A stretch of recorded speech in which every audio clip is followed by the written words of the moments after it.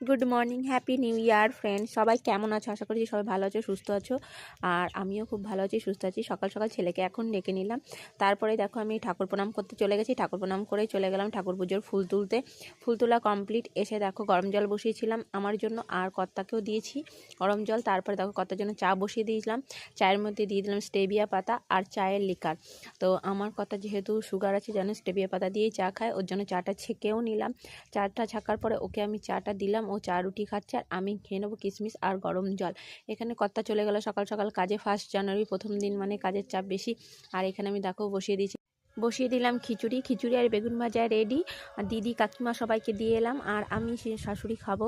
আর বিকেলবেলায় দেখো আমি আর উৎসব চলে গেছিলাম স্মার্ট পয়েন্টে। সেখানে একটু ঘোরাঘুরি করে কিছু কেনাকাটা করে চলে গেলাম ছেলেকে মোগলাই পরোটা খাওয়াতে। সেখানে আমিও খেয়ে নিলাম আর ওকেও দিলাম। খেতে ভীষণ টেস্টি হয়েছিল। আজকে ভিডিওটা এখানে শেষ করছি। তোমাদের ভালো লাগলে লাইক, কমেন্ট, শেয়ার, সাবস্ক্রাইব করে আমার পাশে থাকো। টাটা।